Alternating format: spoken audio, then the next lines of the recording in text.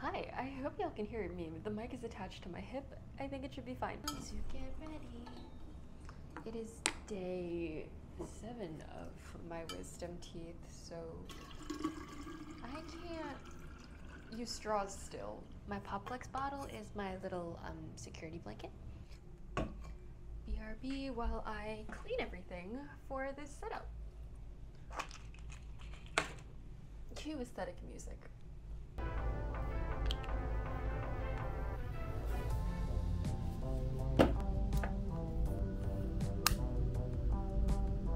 Okay, girlies, we have our fun beverage, our hydration beverage, and I think everything's ready. Excuse the poor cable management, I haven't figured that one quite out yet. 2023 has been insane. It's literally been insane. I finally have this thing called free time now that I'm not in architecture school. It's been a year and a half of just been working a full-time job as well as being able to do any project that I want, because now I can get a little more sleep.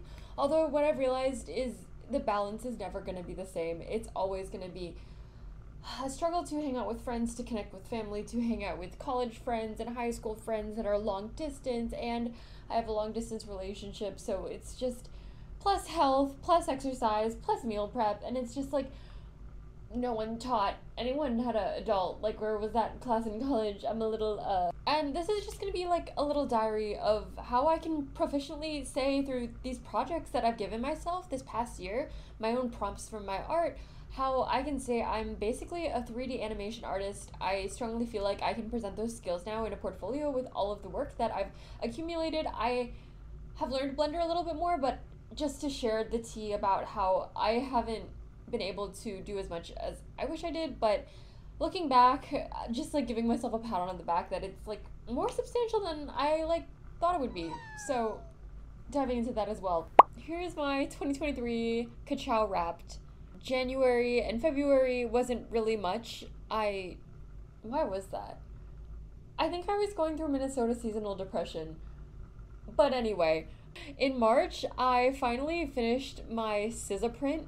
I started late February to mid-April, and so I feel like every big project took me around a month or so. May, I did a little quick, I call them silly little Blender studies. To not get so involved and frustrated into these complex scenes, I decided to have little Blender tests of just animations I wanted to try out, so I made a blooming flower in a couple of days, and that way in the future, if I ever need flowers, I kind of know what I'm doing. I feel like with every design language, you kind of forget if you don't use it day to day. June, June was when the 3D text was a biggie, the balloon text was a biggie on Pinterest, and I had to participate. I'm a 3D artist, I'm sorry, sue me. And so my college motto was silly goofy, and that's when I decided to make that. We can dive into it later. As well as another small visualizer. I think I was just really procrastinating because I didn't know what direction for my next art piece to go for next. I was really busy June. I don't know why I was really busy June. June 2nd to July 4th, I did my commercial for 𝙁𝙤𝙧𝙠 Beauty. I just wanted to try my hand in UGC creation. It was pretty tough. My laptop couldn't really handle rendering all those scenes, especially when I was panning over like the grass particles. That was really tough. And so my next scene was Barbie. It was freaking amazing. It was the renaissance of my summer in womanhood, and just bringing girls together saying hi Barbie was iconic, so I had to do something dream-esque Barbie inspired, and so that was from July 23rd to September 5th, and then I revisited that in October actually for a horizontal version because it was so vertical that I couldn't really use it as a YouTube visualizer for my lo-fi content on this YouTube channel, so I made an additional layer in Blender, which ended up having really cool dynamics. August, what did I do August? There was nothing. Oh, I went back home. I I went to Lala. That was super fun. September was me prepping for my first art show. Was September 23rd. I have a full vlog. Nope, I had a full vlog of my experience and the nervousness and putting that together. I only had a wall, so that was like a good intro. Invited all my friends. It was beautiful. A little before that, I made a sticker that had nothing to do with my my art style, but it's called 𝙭𝙤𝙧𝙠, explaining the importance of just the lion dragon to me from my background. And I made that sticker with vector tracing on Illustrator. October, I wanted to participate in another art fair because I was on such a roll. I broke even at that other art fair, so I was like a little too cocky. I was like, oh, I'm gonna do the same thing for my next one. I'm gonna actually make a profit because I broke even and bought all my materials last time. Didn't do that. So October I was prepping, and then November 11th was my second art show where I went negative. I went so negative, and then a TikTok went baby viral. It didn't go viral. It went baby viral in my numbers. So yeah, I keep referencing TikTok, so please follow me for all that short-term, silly, candid content. There's a YouTube video that I'm filming right now that's the long-term form. It's going to be just me analyzing my algorithm and following every tutorial that interests me, following everyone that interests me once a month. And so part of that was doing one baby charrette a month of just like a cool trick or tutorial or tip that I see, and I did that one that I posted on my Instagram. We ended the damn year. I started my project from November 19th to it is January 13th. I just got to 75% completion, I want to say. All right, let's get into it, guys. I got cold. Also, I feel like after a certain, like, once it hits nighttime, everyone should just be allowed to wear comfy hoodies and then just live in it. Like, it should just be proper. Think about how much work you would get done at the office if everyone could just wear comfy hoodies. Okay, I'm gonna open every model and reminisce about the lessons and the struggles. The struggles. Okay, time to record. We start off with 𝙁𝙤𝙧𝙠. Where is it? It's the very first one that I did, February 25th. 𝙁𝙤𝙧𝙠 was the first time I used smoke and fire effects. Yeah, it was gorgeous. I am a sucker for the composition note, the fog lights, the simple stars, the everything. It just makes everything beautiful, and the most unexpected glitter. I couldn't tell where I wanted to put the lights. Yeah, this was the behind the scenes of the fog detection I used as well. It's kind of just nice to have a vision and plan for it and be like, I wonder how you make this effect, and then it kind of just comes into fruition. This stupid lady, she moves, but it's so not noticeable in my project. It's funny. This is the art print that makes me the happiest, but hasn't sold yet. Almost all of my other products have sold, except for this one. But yeah, this is the final print that I've completed, April 14th. Oh, and here's what it would look like as a Spotify playlist. That was super freaking fun to do, so future artists, let me know, I can put you on one. You know what? There was so much with this scene that I was like, oh, I could do so much more, animation-wise, texture-wise, whatever, but then I would have never put it out. I was stuck on this for almost 2 months. It was insane. Oh my god. I think this is a good habit. When you don't know which files and if you might screw up, just save as, man. You never know. Blender is a finicky little guy. This was the behind the scenes. Okay, well, I'll do this for now. Yeah, my beautiful Seek and Destroy diner. I had so much fun. I could spend so much longer learning about the smoke infill, the fire, just like elements to it. It's crazy. I need to learn how to get better at mapping windows, but this is just what we have for now, and it was so gorgeous and fun, and I freaking loved it. Alright, next, the baby 𝙎𝙤𝙧𝙠. She was so tiny. It's literally 3 seconds, but I learned how to make a flower. I followed 1, 2, 3 tutorials to make this, had this vision of just like desert growth in a bubble. Here's the desert one, but I think it's gone. I think I accidentally, my file arrangement was not arranging. But there's supposed to be a really cool terrain surface here with like a super jaggedy edge, as you can see how complex the nodes are. Upward and onward. Alright, my next small project was my silly goofy. It was a phrase I had in college, and you know what's so funny? Obviously, we all had to get on the 3D text train. Clearly that train was June 10th for me. The way I did the clean background was I had a border, I think. In Blender, this is like the gray, and I didn't have the foresight later on. And then I added the text on top in Photoshop, and then I used the timeline just to animate it. I think Control T. Nope, timeline's somewhere here. And in GIF format, so that was like super easy. And then in After Effects, I just looped it with the keyframes. And so, yeah, it was just a super fun little thing that I put on my Instagram after. I loved it. Alright, this one was a doozy. I was stuck on my 𝙁𝙤𝙧𝙠 beauty visualizer, and so I was like, screw it, I'm just going to have fun and follow this insane tutorial that I found online. I can show you the end product later, but this was the HDRI I used. Not HDMI. Oh, I need to sleep. This was the HDRI that I used just for that pink sky background, super easy to duplicate.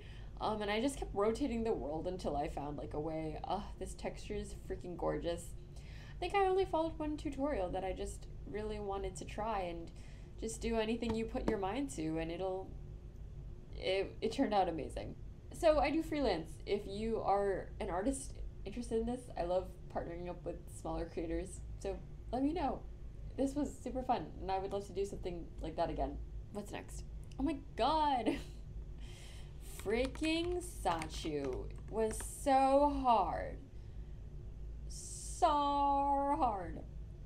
Here's the commercial in GIF format.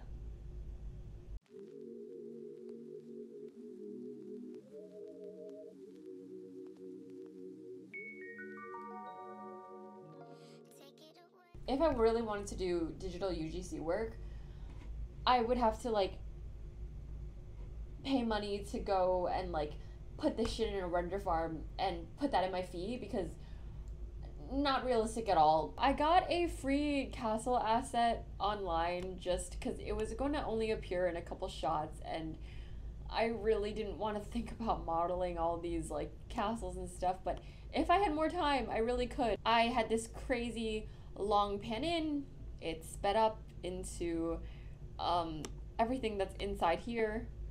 Let's see if I can take off this area. And then I just copied a bunch of bubbles around and made them hover on the Z direction. If you do hashtag frame, you can have it like rotate up and down and hover. It's really cool. So I followed 1 fountain tutorial that was really good. It could have been a lot cleaner if I was working with a brand professionally and they sent me the files. I was kind of struggling with the UV projection mapping my image that I took on my phone onto the actual object and then cleaning it up. The modeling of the products took a long time. Directing a lot of moving parts, this was all really new to me. And I really wanted to like 1 more cutscene in the end of these laying in the water or like laying in the grass over here, but it just wasn't realistic. If I kept working on this, it was like a month and some change. I don't think I would have ever put this out, man. These things, the grass freaking killed me. 𝙁𝙬𝙧𝙠 commented on my Instagram post, which was really cool, and so just kind of the validation I needed when I posted that reel. So yeah. Oh my god. Barbie was my freaking renaissance, guys. I always start with a mood board for all of my projects, just somehow mix in the Palm Spring mid-century vibes, just like a world of fake spaces and open doors and whatnot. I'll show you the start tests. And so the disco ball, I knew I wanted a disco ball to rotate in like the Dance the Night Away scene. Me playing with a bunch of dumb filters and seeing like, oh, it started out really badly, but in the end, I just waved a bunch of terrains and sculpted them and added them together. That's why you can see a bunch of like makeshift pieces, and then none. Like, I thought this frame was okay, but then it really didn't look right to me. And so I went with a panoramic fish eye thing in the end and played with the camera settings. My final verticals, but it was like so vertical, I felt like I needed to add some posts. And I was like, okay, let's just have this like forever dance floor in the desert. I had a lot of weird artifacts with it too when I was like filtering it. I don't know why, but just playing around with it until I had the final one. I rushed this for my art show just to have another print because you could see how long these things take me in a year. And then I picked it up in October to repurpose it for a lo-fi video on my channel. I was like, what can I make for a horizontal composition? What if I do like roller skates, I guess, in the background, but I don't know, I didn't know where to hang it up on, like the channels just seemed weird, but I drew like, these would be the roller skates on a transparent vibe, like having the framing elements again, but what if that's too many elements? So I was like, okay, what if I just like make this a town? Just like continue on with the landscape, and this is where I found my absolute favorite lighting. Don't remember how I did it, I just started tweaking. I was really inspired by this one Blender tutorial I'll try to find, but it's like red light and blue light, and you can like you can perfect so many things in Blender if you really wanted to. And then I'll play the dummy test for you and we'll go into the Blender file. I phased the alpha opacity in this area from 0 to 1 in the nodes, and I just kept looping it on repeat. That was like a lot of math I had to figure out. It was kind of difficult. I did the Z stop frame again for the disco ball, like bringing in things I knew. And so yeah, it was, like I said, more stuff I can always do, but I was happy. You know you're done when you feel like a certain type of joy, I guess. It's like hard to explain. Okay, let's see. Let's dive into the file. I'll show you the Rhino model. I imported it a lot just cause, no! Gug! I'm not logged in! I imported a lot because no way did I know how to do that heart in Blender.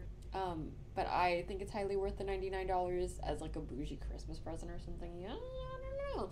That would be to set a Copic markers anytime for me. And the difference between the different new releases aren't that much. I'm still fine with my Rhino 6, and I'm pretty sure we're on Rhino 8 by now.